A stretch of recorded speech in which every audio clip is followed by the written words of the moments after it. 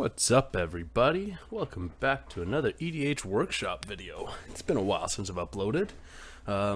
Yeah, but glad to get back into it. So let's do it and jump right into it. Braids, Conjurer, Adept. This is my Braids deck. Super hyped for it. It's actually a sea monster deck, so we'll get to it as I progress through the list and whatnot.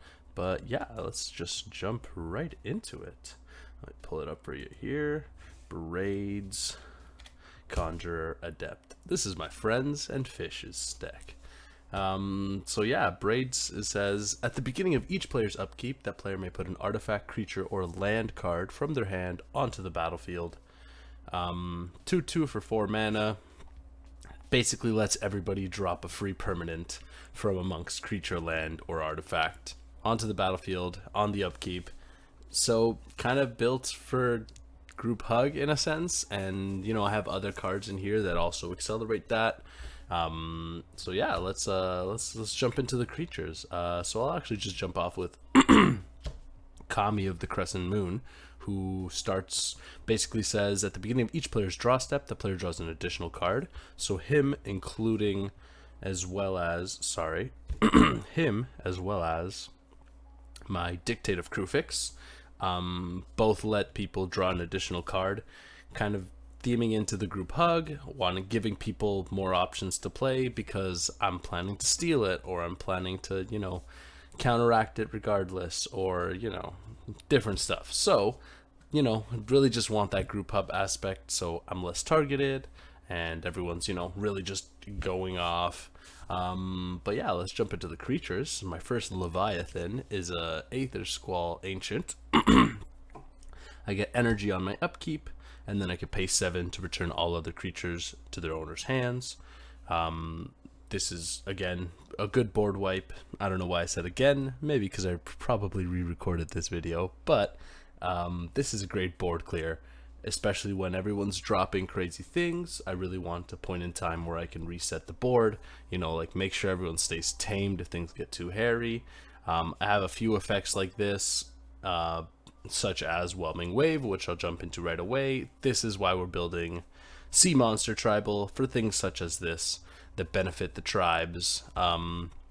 We have a few non, you know, sea monsters, and that's alright, you know, they get bounced, no biggie, but we'll get into everything. So, Arbor of the Ideal, when it becomes untapped, I reveal the top card of my library, and I can put a artifact, creature, or land from amongst them on the battlefield. It's an enchantment too, which doesn't really matter, but basically lets me do what Braids gives me, and basically, yeah, like drop something else big on the board, even if it's a land, great. Charix, the Raging Isle, Leviathan Crab. He was the original commander for this deck because I have a foil one. But then, you know, kind of turned into this, and yeah, lets me basically give him +X, -X, where X is the number of islands, just make him a huge threat. He's got a big bit of a untargetability, I guess. So I got a clone in here to basically take what my opponents play, huge things they play. So this is great. Colossal Whale, when it attacks, I exile target creature defending player controls until Colossal Whale leaves the battlefield. So this is great with removing basically the big stuff that they pick up, whatnot. So yeah, the big stuff they put down, not the big stuff they pick up. Gomazoa lets me tap it and put it and another creature on top of their owner's libraries and shuffle their libraries. This is a really cool card, lets me get rid of something for, you know, the waste of a 0/3. Ketteric Leviathan enters and bounces everything to their owner's hands, all non-land permanents. Again, these effects are going to be great when people are just playing a bunch of stuff. Jacob Hawkins is another one that lets me deploy more, so I can tap it to draw a card and exile a card, and then if I pay 6, I can transform him, and he becomes Hawkins Insight, and at the beginning of my upkeep, I exile the top card of my library face down. I can look at it, and then once during each of my turns, I can play a land or cast a spell from it without paying its mana cost. So at that point, it'll let me basically get to play a free permanent again. So now I'm getting 2 free permanents, and that's kind of like the value train we're trying to get here. As well as I'll have the remaining like mana enough to pay for his flip side. It's pretty expensive, but being able to play a creature for free off the bat then leaves my mana to be more utility use, right? Because at least I've deployed something on the board, like no matter what. But yeah, Ixodron flips everything when it enters the battlefield. Everything's now a 2/2 creature, and his power and toughness are equal to the number of face-down creatures. This is sort of another, board wipe, and when those creatures die, it's nice because they'll just go to the graveyard. So it's kind of better than the bounce in a sense. But yeah, flips everything. Inkwell Leviathan, just a big 7/11 Island Walk, Trample Shroud. Hullbreaker Horror. This is a great card. When I cast a spell, I can bounce a spell or bounce a permanent, and it can't be countered if I choose to play him. Yeah, fits the theme. I'm gonna be casting spells regardless, even using the free drop. Mesmerizing Benthid enters, makes 2/0 blue illusions that tap stuff down when they block them. So kind of like, it's again a way, if they're sending these big threats as me, I'm able to just kind of like, stabilize them and stuff, right? Also, it has hexproof if I have an illusion. Mind Flayer steals a creature as long as I control it, which is really great. Again, big threats. Muldrifter. I'm going to say big threats quite a lot in this episode if you haven't gauged it yet. Muldrifter. Enters, draws me cards. Why not, right? And I get to keep the 2/2 flyer if I get it for free. Nadir Kraken. When I draw a card, I can pay one, and then it gets a counter, a +1 counter, and makes a 1/1. So just, fills a board presence and just quality card. I have Reefworm. It's a 3/3 that turns into a 6/6 that turns into a 9/9. Eventually becomes a Kraken. Won't get bounced.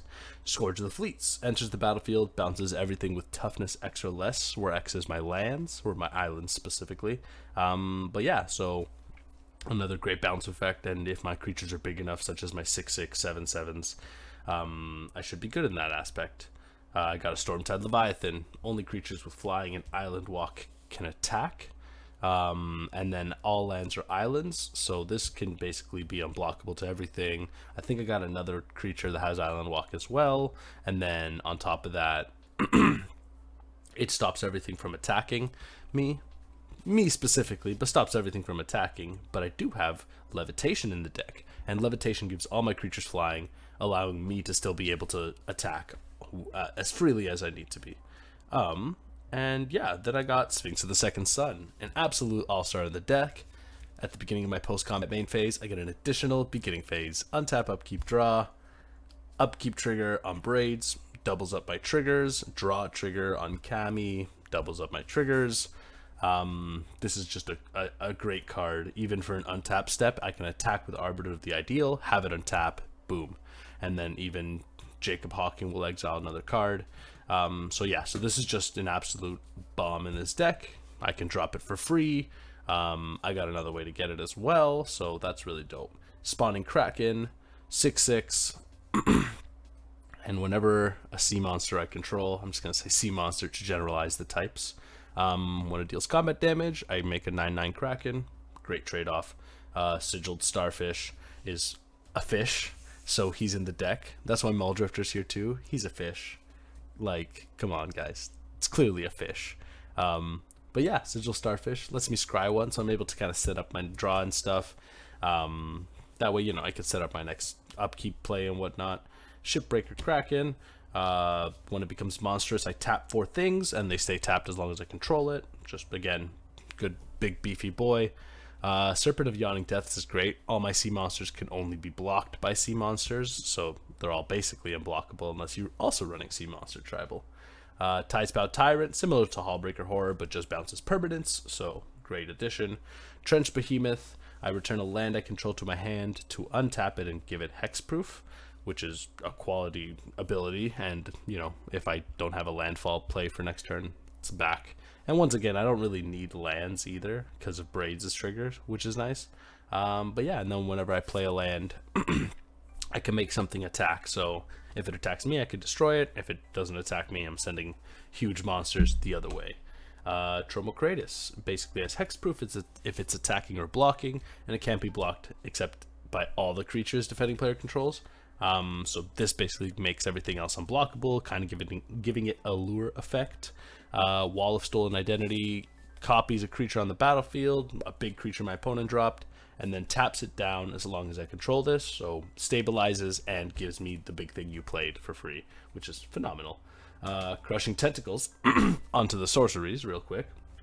So I'm just ripping through the deck. I'm so excited. I just want to like talk about every card. Surge cost. If I played another spell, I can cast it cheaper, and it basically bounces everything and gives me an 8/8 if I play the surge cost. An octopus specifically. Flood of Tears bounces everything, and then if I return 4 or more permanents of my own, then I get to play permanent for free, which is nice. Inundate returns all non-blue creatures. One-sided board bounce. Kefnet's Last Word. This gives me control of a creature or artifact or enchantment, and basically it's just like a big steal from something huge they played. And then my lands don't untap on my next turn, but with Braids again, the trigger doesn't still lets me play something, so I'm not too worried. Raven forms here for removal. Sleeps here to just tap down a board, which is great. Temporal Trespass gives me an extra turn, and if I have a bunch of creatures in the graveyard, I can delve it out for cheaper. Again, an extra turn is another upkeep, another Braids trigger. Switcheroo exchanges control of 2 creatures, so I can take something big for my Sigiled Starfish, or I can, swap creatures on the opponent's board if there's something less threatening that way, I got a counter spell in here. Onto the instant, I got a lot of cheap ones, which is nice. They're mainly counters, mainly protection. So I got counter spell, I got turn aside, also counters. Unsummon and summon something. Voyage's End does the same, but scries me. Wash Away is a counter spell that can counter a commander, which is great for 1 blue mana, and then is able to counter anything for 3. And then negates in here as well. I have these spells just kind of like delay my opponents, so I'm giving them these drops. I'm giving them these like free creatures. I don't want them to be also able to play things on their turn, right? It's like, here's what I'm giving you, and that's it kind of thing. So a lot of, not a lot of counters, but like a few counters and stuff to just bounce. Kind of puts my opponents behind a turn, right? Because now they have to redeploy the thing they just redeployed like last turn for free, right? So they kind of lose out on a Braids trigger. Decoy Gambit, I choose 3 creatures for each opponent, and then I can bounce them unless they want to make me draw a card, so it's pretty dope. And then yeah, I got Fact or Fiction for some card selection. Mizium Skin gives something hexproof, or for 2 mana I could give everything hexproof, which is great. Yeah, onto artifacts. I don't have a lot of artifacts. I know I could take advantage of Braids triggers, but the only things I really have for that are Sisei's Ring, which is just basically a free soul ring, and a planar bridge, which is pretty good. I can again do the thing to get free permanents, this time from my library, so I'm actually able to choose what I want. Specifically, Sphinx of the Second Sun, something else that's important at the time. Yeah, and then we got Nurok Stealth Suit. Equipped creatures can't be the target of spells or abilities, and it can attach to a creature at instant speed for 2 blue mana, which is great. Allowing it to basically give my commander hexproof, give something else midway through if I have mana up. Haunted Cloak gives one of my huge creatures trample, vigilance, and haste. Why not for 1 mana?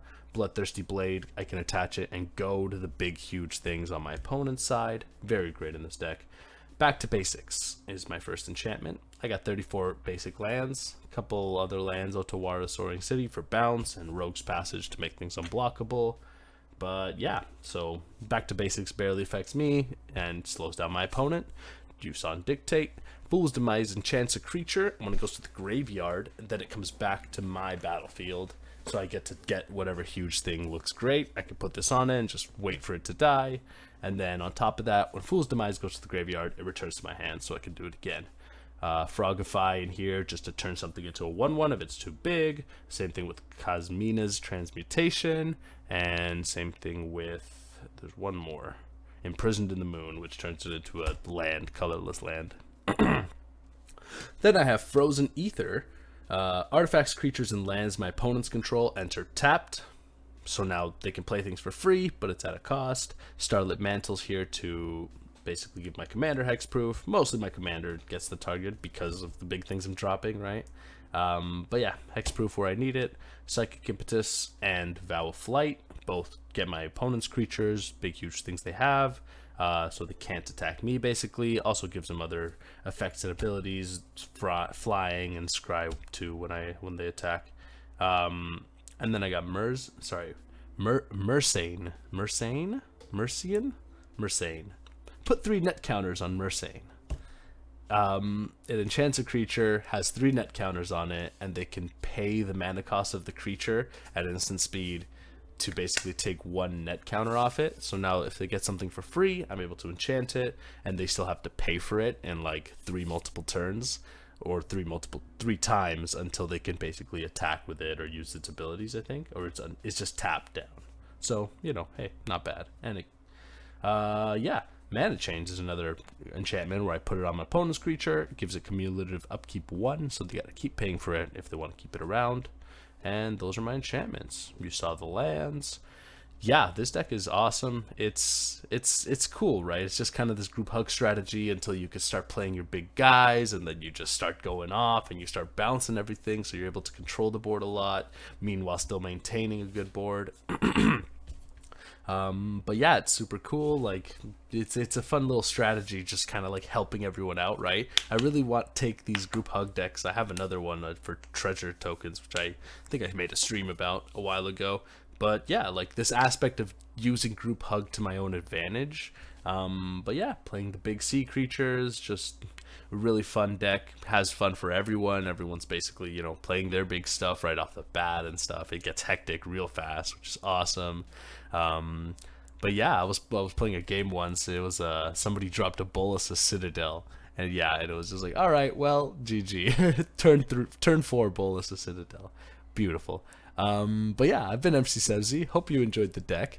Let me know in the comments if you want to see any other specific decks or deck ideas or commanders, and definitely like and subscribe if you're really enjoying the content. I appreciate the interaction and subscribers we've gained so far. Awesome. I appreciate that. Glad I'm putting content out that you can enjoy. Hope to continue doing that. Check me out on Moxfield, MC Sebzi, MC_Sebzi. My decks are all here. These are mostly personal decks. But yeah, I'll definitely build some other stuff soon. I got some deck concepts going too, and a few deck brews on the way. So hope to catch y'all soon, and I'll definitely be posting more and streaming this coming week. So stay tuned for that. I've been MC Sebzi. Take it easy, everybody.